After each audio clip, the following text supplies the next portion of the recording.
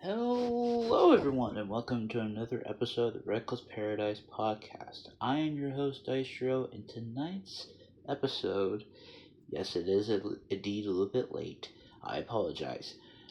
But tonight's episode, it is a career dives episode. And tonight's episode is going to be over the one they call the animal Bautista. And this one was kind of in the works for a little bit. It was supposed to be done last Thursday, but I completely lost track of time, and that was indeed my fault. And now here we are in the month of August. um, so with that being said, let's go into the career of Mr. Dave Batista. David Michael Batista Jr. was born January 18th, 1969. He is an American actor and retired professional wrestler.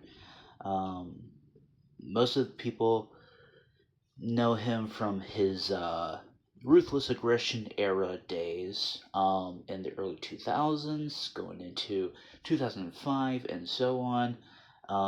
He began his wrestling career in '99 and then signed to WWE, then WWF in 2000. From 2002 to 2010, he gained fame under the ring name Batista, initially as a member of Evolution. Amongst other championships, Batista would go on to win the WWE Championship twice and the World Heavyweight Championship 4 times. His first reign as World Heavyweight Champion was the longest in the title's history. He would also win the 2005 and 2014 Royal Rumble matches. It subsequently headlined WrestleMania 21 and WrestleMania 30, with the former being one of the top 5 highest grossing pay per view events in wrestling history. He retired from professional wrestling after WrestleMania 35 in 2019 when he lost to Triple H in No Holds Barred. As an actor, Batista is also known for portraying Drax in the MCU, and Rabin in Dune and the sequel in 2024. He's also starred in Spectre, which is the James Bond movie, Blade Runner 2049, Final Score, Master Z, Ip Man Legacy, both 2018, Army of the Dead, which came out during the pandemic, and if you can recall Army of the Dead, they did a marketing ploy thing here to promote the movie, and you can probably guess who was in that match. Well, it wasn't Dave Batista, thank God, but it was Damian Priest in Miz. And that was when, it was during pandemic, COVID era, the Thunderdome, all that shit. He was also in Glass Onion, the Knives Out Mystery, Knock at the Cabin, and Parachute, and then The Last Showgirl. It says, industry peers and others consider Batista the best wrestler turned actor of all time. And he's 57. He looks good for 57. Like I said, he wrestled from 1999 to 2019, so that's a good long period of time, 20 years right there. Acting from 2006 to present, and he also was in MMA for 2012, but I don't know how long that was.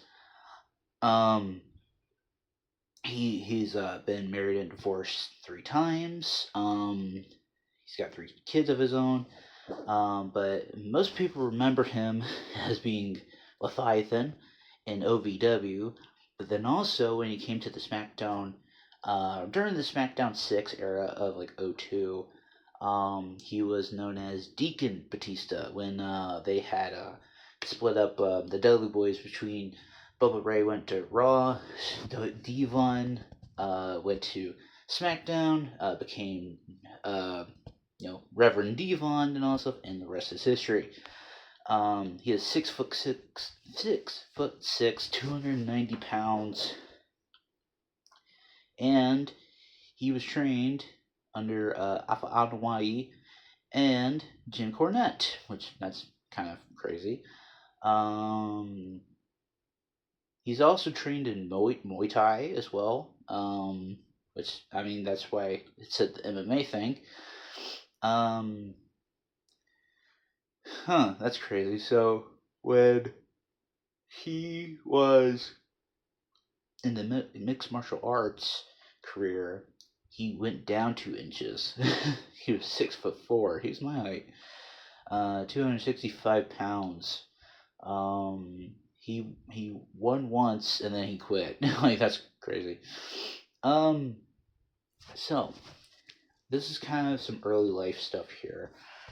So he was born in Washington D.C. He is the son of Donna Ray, and then hairdresser David Michael Batista. His mother is of Greek descent, while his father was born to Filipino immigrants. His paternal grandfather served in the Philippine military, served as a taxi driver and barber. He held other jobs to feed the family. Batista's mother later came out as lesbian. He said that he had lived in poverty and had a hard life, which included exposure to violent crime at an early age. Before reaching the age of 9, 2 bodies had been found on his front lawn and another one nearby. At the young age of 13, he began stealing cars. By age 17, he was estranged from his parents and living on his own. However, he later said, "I'm proud of my parents. They are good, honest, hardworking folks. They taught me the values of working hard." Batista worked as a nightclub bouncer until he was arrested after a fight that left 2 patrons unconscious, or left injured, I should say, one of whom was knocked unconscious. After a trial, he was sentenced to 1 year of probation. He worked as a lifeguard before deciding to pursue a career in bodybuilding, which he credits with saving his life. That's a nice little thing to say there. At the age of 30, after having a breakdown from the shame he felt for having to ask a coworker to lend him money so he could buy a Christmas present for his children, he saw how lucrative a career in professional wrestling could be and decided to pursue it. Batista tried out at WCW's power plant, where trainer Dwayne Bruce, aka Sergeant Buddy Lee Parker of Deadlock fame here, told him he would never make it in the wrestling business. Oh, well, he was certainly wrong. Then he went to the WWF, who advertised him to train with Alpha Adewale at the Wild Samoan Training Center, where he trained and later competed in Adewale's World Extreme Wrestling WXW promotion. He wrestled his debut match under the ring name Khan, Khan, from like Star Trek, on October 30th, 1999, less than 3 months before his 31st birthday. He also trained with Maurice Crump in Muay Thai and Eskrima, which is the national martial arts of the Philippines, which I did not know. We learn something new every day. Upon signing with the WWF in 2000, Batista was sent to OVW, a WWF developmental territory. He made his OVW debut later that year under the ring name Leviathan, where he immediately joined forces with Sin. As a member of the Disciples of Sin stable, he went undefeated until being beaten by Christmas Chaos by Kane. Oh boy. And this is like 2000, so this is like I would say almost Kane and X-Pac sort of era, I would say. Either that or kind of going into the feud with Jericho over spilled coffee or something. With help from Stone Cold Steve Austin. Oh boy. He later won the OVW Heavyweight Championship from the Machine, Doug Basham, before losing the belt to the Prototype, aka John Cena. A few months later, Batista left OVW after he was promoted to the WWE's main roster. While still in OVW, Batista began appearing on non-televised WWE events. He began his televised WWE career on May 9th, 2002 on an episode of SmackDown as Deacon Batista, a heel enforcer for Reverend Devon. He made his WWE in-ring debut in a tag match teaming with Devon against Farouk and Randy Orton, pinning Orton. This is rookie Orton. As we know now, over several weeks, Orton tried to beat Devon and Batista with different partners, but ultimately lost each time. Batista suffered his first loss in a match against Rikishi after Devon accidentally punched him, allowing Rikishi to take advantage and pin Batista. Batista and Devon argued over the forthcoming weeks, with Batista eventually turning on Devon, and then the November 14th episode of SmackDown, Batista defeated Devon to end their feud. After splitting with Devon, he was assigned to Raw and was renamed Batista without the U between the A and the T. He aligned himself with Ric Flair and feuded with Kane, who he defeated at Armageddon on December 15th. So he got his win back from OVW, which is crazy. In January of 2003, Batista joined Triple H, Ric Flair, and Randy Orton to form the heel stable Evolution. But he was sidelined for much of 03 because he tore his right tricep muscle. Which, that's like, that's tough because, like, it reminds me of the, when, Eddie Guerrero, Dean Malenko, Chris Benoit, and Perry Saturn joined the company in 2000 in WWF. And it was like Eddie's like first night in the company, hits a frog splash and like tore his rotator cuff. So it's kind of like, ooh, like, and it's like, like, what can you do? You can't do much after that. Which, that sucks. He was trying to train after the injury, but then he retore his tricep. Man, it's like, it was a rough going for this guy. He made his return on the October 20th episode of Raw, interfering in a match between Goldberg and Shawn Michaels. Oh boy, like, I don't know how that match would have gone. I'm thinking this is close to the time when Goldberg was about to beat Triple H at Survivor Series. I don't know if this would have been any good, but I guess I could probably write it down for like future, I guess, watching, I guess. At Armageddon on December 14th, Batista and Ric Flair became World Tag Team Champions. And then Triple H won the World Heavyweight Championship, and Randy Orton the Intercontinental Champion, and they held all the belts. It was actually a cool moment to see them at the end of the show, like holding up all the gold and all stuff. And I would say, like, the closest thing to that ever happening again would be Undisputed Era in NXT. Because I think it was like when Adam Cole, like when Adam Cole and Kyle O'Reilly and Bobby Fish first joined NXT, they were kind of gunning for all the championships. And it took a little bit, but then they added Roddy Strong to their team, and it was kind of like a big staple. I know, like, in short order, they had won the tag titles, they won the North American title, and then they won the main championship because Adam Cole won it. And I always thought that was like they were like the modern day equivalent of Evolution. I mean, yes, like, they were under the Triple H banner, so it kind of like makes sense that way. But I would say, like, a heel group that dominant in NXT within like I guess like a year and a half, maybe almost 2 years, kind of being that dominant and going after what they want. It's like it was kind of unheard of back then. I mean, especially around Ruthless Aggression era time. Um, but then you had Evolution, and I kind of guess they laid out the blueprint for future heel stables for years to come, and not a lot of stables had that sort of steez or push, I should say.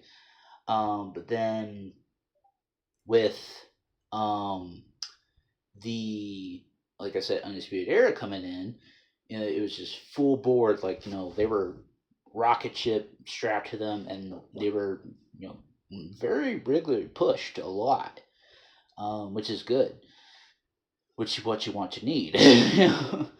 um, so Batista and Flair held the World Tag Team Championships until February 16th, 2004, episode of Raw, where they were defeated by Booker T, and Rob Van Dam. They later defeated Booker T and RVD on the March 22nd episode of Raw to regain the championships before losing them to Chris Benoit and Edge on April 19th episode of Raw. So then in late 2004, the relationship between Batista and Triple H began to deteriorate, and then kind of goes into 05 as a little bit.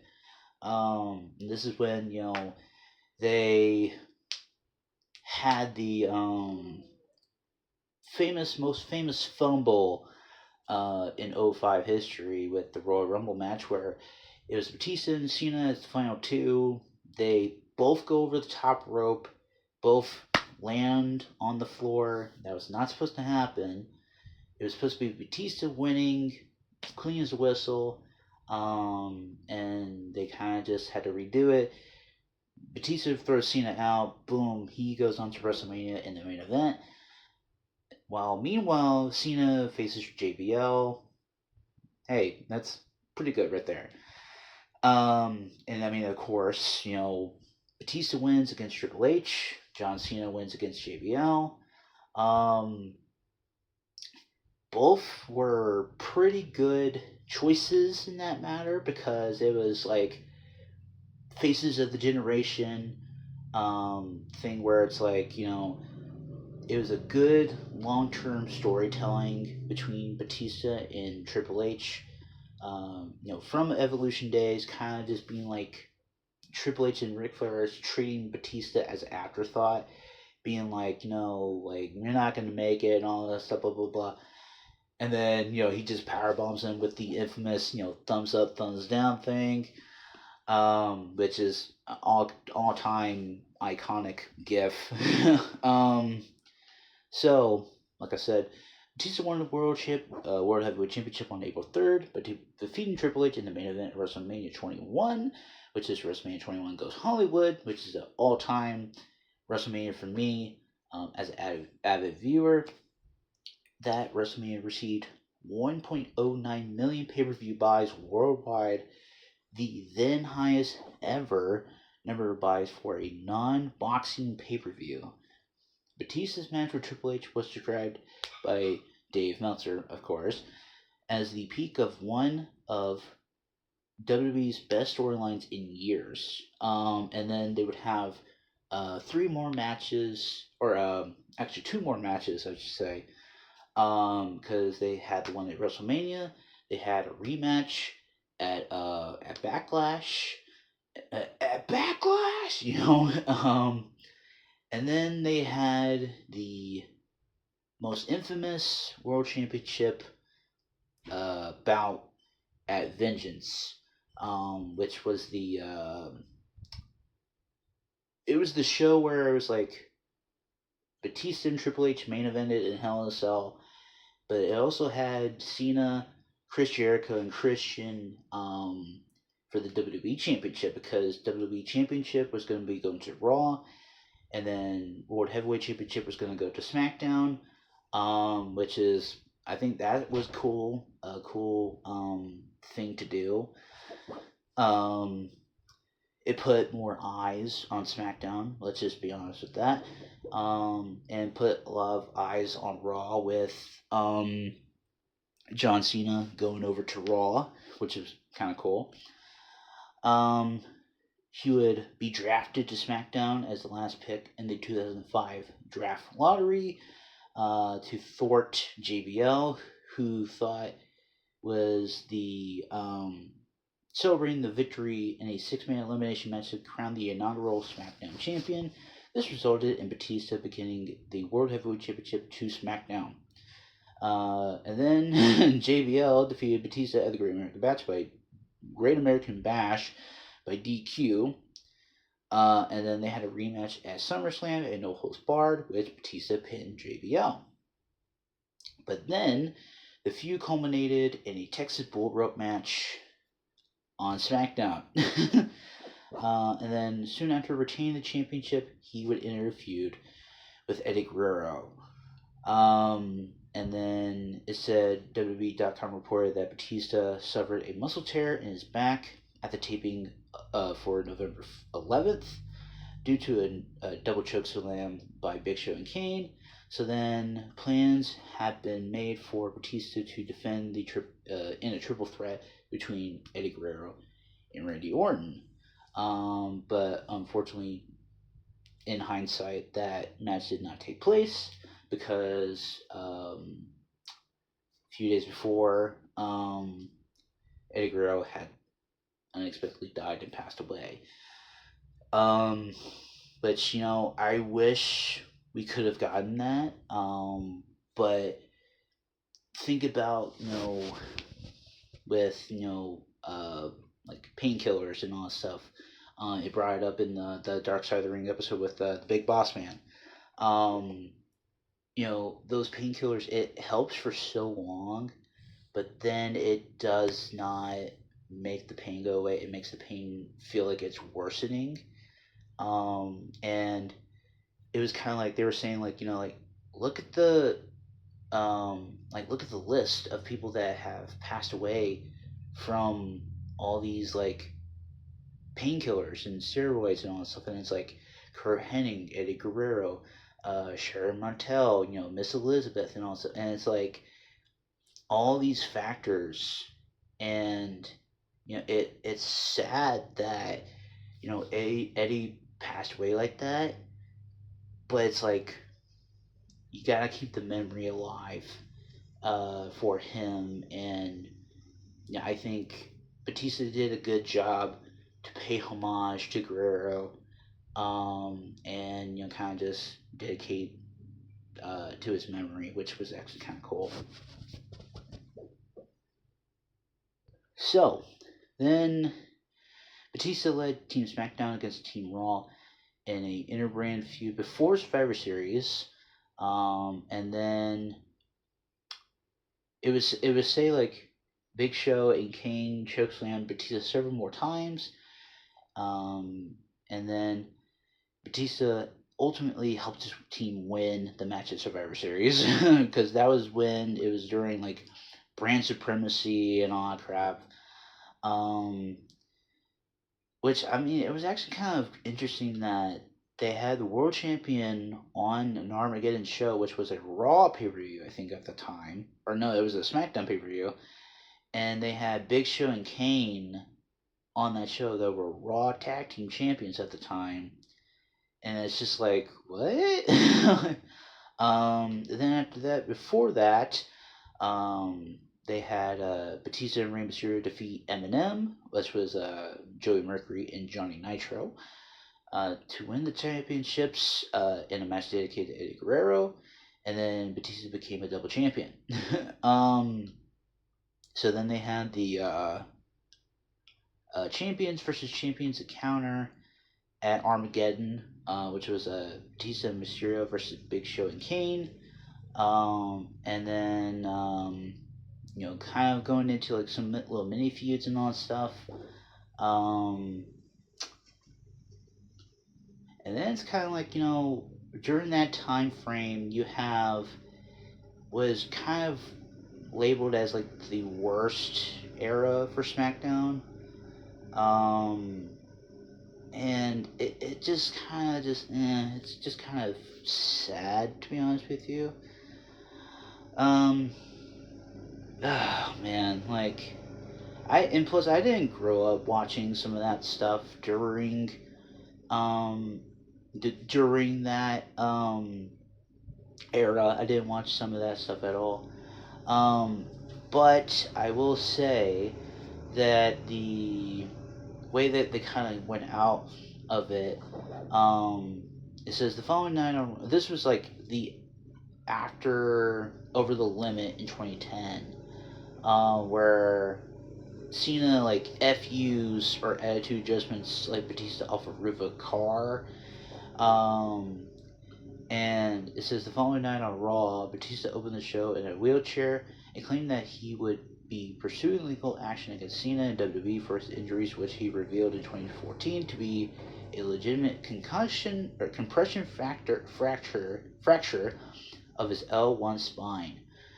His promo was interrupted by new Raw General Manager Bret Hart, who ordered he face an injured Randy Orton to qualify for a shot at the WWE Championship against John Cena again at the new Fatal 4-Way pay-per-view, the one and only one that they did in 2010.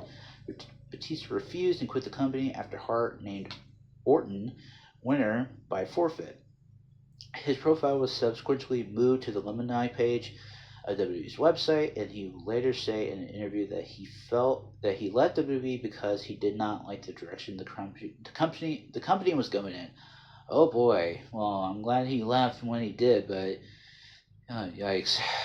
So he made his return in 2014, like I said, and he returned as a face, which not a good sign. He was always better as a heel anyway. And he wins the Royal Rumble match. Goes into the main event at WrestleMania 30.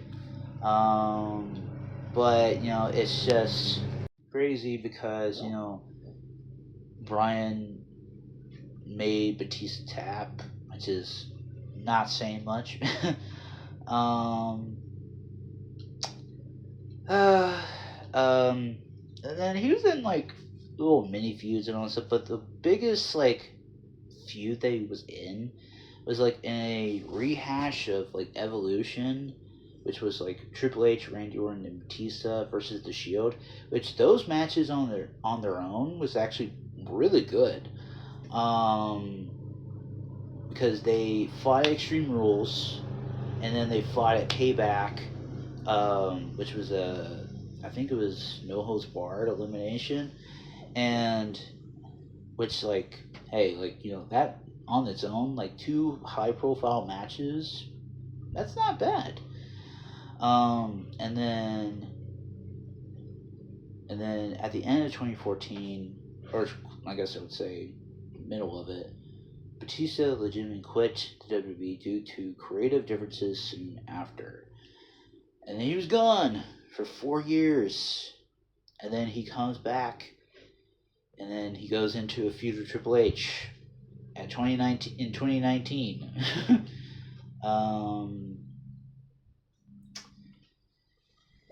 Oh boy. Yeah, so we go into 2019, and he has the feud with Triple H, which, to be honest with you, it could have not just happened. But I think it was funny that like Batista lost to Triple H, even though Triple H's career was on the line. I mean, he could have just been like, hey, like, go ahead and just, like, end my career and all stuff, like, which, I mean, that could have been fine. But then in December 2019, he was officially announced that Batista would be into the Hall of Fame class of 2020, but then that event was postponed to the COVID-19 pandemic. And this is announced that the class of 2020 would be inducted alongside the class of 2021 at the 2021 event. This is prior to the event, however, he was removed from the list. he tweeted to confirm his removal, saying that previous obligations is the reason that he could not attend the event in 2021. He also said that WWE honored his request to induct him at a future ceremony. So, maybe he could be inducted next year. Or I think he was inducted already too. Um, but besides that, he was an actor, of course. Like I've said, um, I think his acting career is always it's been like up and down for me. Um, but I think like some of the stuff that he was in was kind of like low budget sort of movies, and then like when he does Guardians of the Galaxy, then they kind of take I would take him more as like an actor. Um, but I think like his jumping off point was Guardians of the Galaxy, and then he goes into Guardians of the Galaxy Volume 2, Blade Runner 2049. He's in Infinity War, which is like a really good grossing movie for the company in Marvel. He was in Endgame, of course. He was in My Spy, Army of the Dead, Dune, Army of Thieves, Thor, Glass Onion, which is the Knives Out movie, Knock at the Cabin, which was M. Night Shyamalan. M. Night Shyamalan. Um, Guardians of the Galaxy Volume 3 as well. Dune Part 2, Killer's Game. He was in the Naked Gun, the reboot, which wasn't really good. And then he was also in Avatar and The Last Airbender, which is pretty cool, I would say. Um, but then he was also in lots of video games, obviously. Um, so let's kind of go over some more championships and accomplishments here. So for professional wrestling, we have OVW World Heavyweight Championship one time. PWI's Most Improved Wrestler of the Year 2005, Wrestler of the Year in 2005, ranked number one of the top 500 singles wrestlers in PWI 500 in 05, Power Pro Wrestling's TV champion one time, two-time WWE champion, four-time World Heavyweight champion, three-time World Tag Team champion, twice with Ric Flair and one time with John Cena, one-time WWE Tag Team Champion with Rey Mysterio, two-time Royal Rumble winner with in 05 and 2014, World Extreme Wrestling's Hall of Fame in 2013, Feud of the Year in 05 with Triple H, Feud of the Year in 07 with Undertaker, and then Most Overrated in 2006. Which I mean, like, that's to be honest with you, that's probably everybody. But yeah, I would say that was actually a cool, like, looking back at his career. Seeing him jump ship from wrestling into acting. Not a lot of people can float in that sort of area. Like say for John Cena, for example, like he was just strictly wrestling, but then like he started doing the WWE film stuff, and then he books like all these other movies and promotional stuff. Like, and you see his face everywhere in commercials nowadays, which is good to have in that retrospect. But I've always said that Batista, back in his heyday, like love him or hate him, he was always entertaining, always jacked, always charismatic. Some of his promos was okay. It just depended on who was with him and who he was talking about. Some of the feuds that he had was like memorable, obviously. The two that I had just talked about, with Batista versus Triple H and then we had Batista versus Undertaker. I would say the Batista versus Triple H one was more memorable for majority of reasons. Um, but I know the Batista Undertaker one in '07. That was like when I think it was like I remember this too. It was Batista and Taker versus John Cena and HBK at No Way Out in '07. And then they had the Taker Batista match at Mania 23 that year. And then they had I think a last man standing match at Backlash that year, and it ended in no contest. And I think then they had like one more match on SmackDown, and then that was it. I think. Um, I mean, it was good career. I mean, good career for Batista too, because like multiple time world heavyweight champion, multiple time WWE champion, tag team champion and all that stuff. But he was never a United States champion or Intercontinental champion, which is crazy. I mean, I think it was actually kind of insane that they didn't label him as like a triple crown person. Um, but if he was like United States champion or Intercontinental champion, he could have been a Grand Slam champion. Which you know, since he's been retired and all stuff, I don't think we need to have anybody coming back for like just a 1 week reign and then lose it, or just like vacate it or whatever circumstances. Um, but I think the career of Dave Batista is one to seek out and enjoy if you enjoy watching his stuff, as a wrestler or an actor. If you like him as an actor, that's cool. More power to you, you know.